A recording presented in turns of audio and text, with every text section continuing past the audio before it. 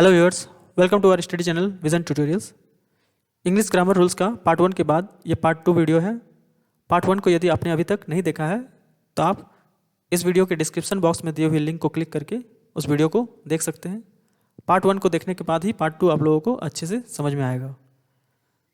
English grammar rules को complete करने के बाद हम लोग प्रीवियस ईयर्स क्वेश्चंस को सॉल्व करेंगे और देखेंगे कि रूल्स किस तरह से अप्लाई करना है। तो चलिए शुरू करते हैं आज का वीडियो। सबसे पहले है गणना के दृष्टिकोण से नाउन को पुनः दो भागों में विभक्त किया जा सकता है। पार्ट 1 में हम लोगों ने नाउन को जाति के दृष्टिकोण से पढ़ा। इसमें हम लोग गणना के दृष्टिकोण से पहले पढ़ेंगे कि नाउन को दो भागों में विभक्त किया जाता है। पहला है काउंटेबल नाउन और दूसरा है अनकाउंटेबल नाउन। काउंटेबल नाउन किसे कहते हैं? वैसे नाउन जिन्हें अलग अलग करके गिनना संभव हो काउंटेबल नाउन कहलाता है। जैसे कि बॉयज़ एक नाउन है, इसको अलग अलग करके हम लोग गिन सकते हैं, इसलिए काउंटेबल नाउन की श्रेणी में आता है। टीचर यानी कि शिक्षक, ये भी एक नाउन है और इसको भी हम लोग अलग अलग करके गिन सकते हैं, तो ये भी एक काउंटेबल नाउन है। ये सिंगुलर भी हो सकता है और प्लूरल भी, यानी कि काउंटेबल नाउन या तो सिंगुलर होगा या प्लूरल होगा। Example student. स्टूडेंट क्या है? एक सिंगुलर काउंटेबल नाउन है, क्योंकि यहाँ एक स्टूडेंट की बात की जा रही है। स्टूडेंट्स ये काउंटेबल नाउन है परंतु प्लूरल है, तो ये प्लूरल काउंटेबल नाउन है। यहाँ एक से अधिक स्टूडेंट्स की बात कही जा रही है। ये सजीव भी हो सकता है और निर्जीव भी, यानी कि काउंटेबल नाउन सजीव भी हो सकता है और निर्जीव भी। Example the teacher. टीचर यानी कि शिक्षक, यह सजीव है। The chair. चेयर यानी कि कुर्सी, यह निर्जीव है। यानी कि काउंटेबल नाउन सजीव भी हो सकता है और निर्जीव भी। अब देखते हैं अनकाउंटेबल नाउन किसे कहते हैं।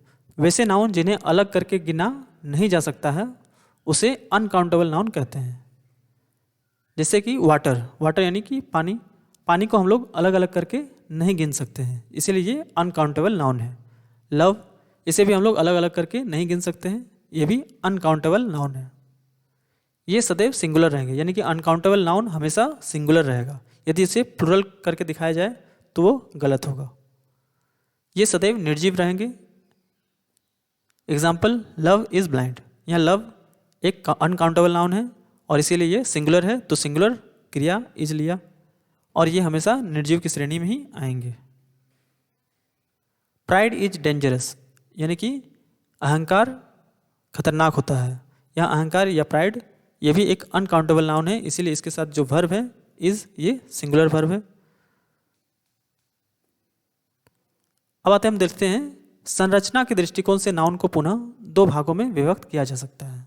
संरचना यानी कि स्ट्रक्चर, सिंगल नाउन और दूसरा है कंपाउंड नाउन। सिंगल नाउन किन्हें कहते हैं? वैसे नाउन जिनके निर्माण में केवल एक शब्द का योगदान हो सिंगल नाउन कहलाते हैं। जैसे कि बॉय। बॉय में हम देख रहे हैं कि केवल एक शब्द है। चेयर, इसमें भी एक शब्द है। बुक, इसमें भी एक शब्द है, तो ये सारे सिंगल नाउन की श्रेणी में आते हैं। कंपाउंड नाउन किन्हें कहते हैं? वैसे नाउन जिनके निर्माण में एक से अधिक शब्दों का योगदान हो कंपाउंड नाउन कहलाते हैं। Example father in law. Father in law में देख रहे हैं हम लोग 3 शब्द मिलकर एक शब्द बना है। पासबुक में 2 शब्द मिलकर एक शब्द बना है। कपफुल में भी 2 शब्द, कप और फुल, ये 2 शब्द मिलकर एक शब्द बना है, तो ये है कंपाउंड नाउन। कंपाउंड नाउन जो नाउन का एक प्रकार है, ये स्वयं 2 प्रकार के होते हैं। कंपाउंड नाउन विथ हाइफन और compound noun without hyphen. Hyphen क्या होता है? ये डैश या माइनस साइन के जैसा होता है, जिससे हम लोग 2 शब्दों को जोड़ते हैं। कंपाउंड नाउन विथ हाइफन क्या है?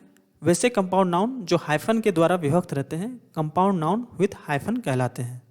जैसे कि क्लासरूम।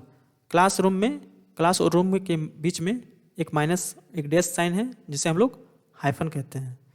फादर इन लॉ में फादर और इन के बीच में हाइफन है और इन और लॉ के बीच में हाइफन है, तो ये कंपाउंड नाउन विथ हाइफन कहलाते हैं। Compound noun without hyphen. वैसे कंपाउंड नाउन जो एक से अधिक शब्दों से मिलकर तो बनते हैं परंतु अपने बीच में हाइफन नहीं लेते हैं, कंपाउंड नाउन विदाउट हाइफन कहलाते हैं। Example cup full. यहाँ कप और फुल 2 अलग अलग शब्द मिलकर एक शब्द बना है, किंतु इनके बीच में हाइफन नहीं लगा हुआ है।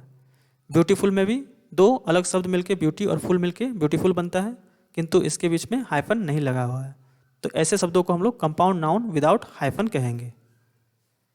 ऐसे कंपाउंड नाउन का अंत फुल से होता है। तो कंपाउंड नाउन विदाउट हाइफन को हम लोग किस तरह से पहचानेंगे? यदि कोई शब्द है जो दो या दो से अधिक शब्दों से मिलकर बना है शब्द, तो उसके अंत में यदि फुल रहे तो उस पर हाइफन नहीं लगता है। तो ऐसे कंपाउंड नाउन का अंत फुल से होता है जिसमें हाइफन नहीं होता है। जेंडर यानी लिंग, जेंडर के दृष्टिकोण से या प्रजनन क्षमता की दृष्टि से नाउन को पुनः 4 भागों में विभक्त किया जा सकता है। पहला है मस्कुलिन जेंडर, दूसरा फेमिनिन जेंडर, तीसरा है कॉमन जेंडर और चौथा है न्यूटर जेंडर। मस्कुलिन जेंडर क्या है? वैसे नाउन जिनसे नर होने का बोध हो उसे मस्कुलिन जेंडर नाउन कहते हैं। एग्जाम्पल फादर, फादर क्या है? एक मस्कुलिन जेंडर है क्योंकि इसमें मेल का बोध हो रहा है। किंग, इसमें भी मेल का बोध हो रहा है, इसीलिए मस्कुलिन जेंडर कहलाएगा।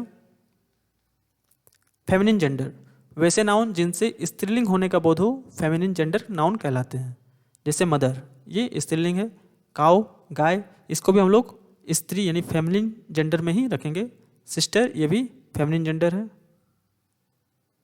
कॉमन जेंडर, वैसे नाउन जो हो तो केवल मर्द या औरत, लेकिन नाम से यह क्लियर ना हो पाए कि वह मर्द है या औरत, उसे कॉमन जेंडर नाउन कहते हैं।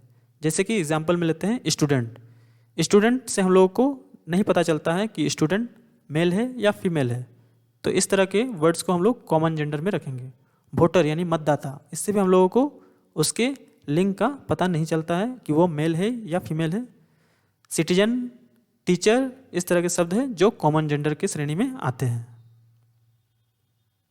न्यूटर जेंडर, वैसे नाउन जो क्रिया विहीन हो, क्रिया विहीन हो मतलब वो चल फिर ना पाए, प्रजनन क्षमता विहीन हो यानी कि अपने बच्चे पैदा ना कर पाए, आत्मा विहीन हो, मस्तिष्क से अल्प विकसित हो यानी कि उसका मस्तिष्क ना हो या अल्प विकसित हो, उसे न्यूटर जेंडर नाउन कहते हैं।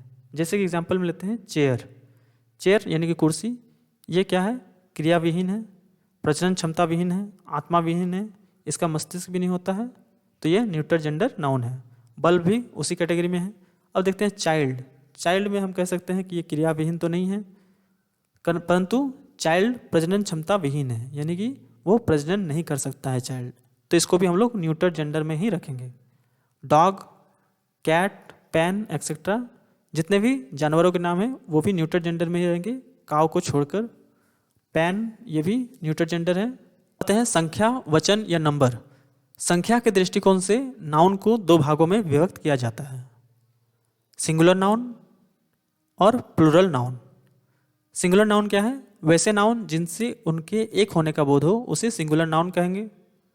एग्जाम्पल द बॉय, यहाँ बॉय मतलब एक लड़का, द काव यानी कि एक गाय, यानी कि ये सिंगल है, सिंगुलर नाउन कहलाएंगे।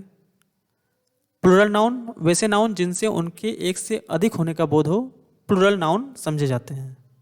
एग्जाम्पल पेंसिल्स, यहाँ पेंसिल मतलब एक से अधिक पेंसिल, स्टूडेंट्स मतलब एक से अधिक स्टूडेंट, और बॉयज़ का मतलब एक से अधिक लड़के, तो जिससे अनेक का बोध हो वो प्लूरल नाउन कहलाते हैं।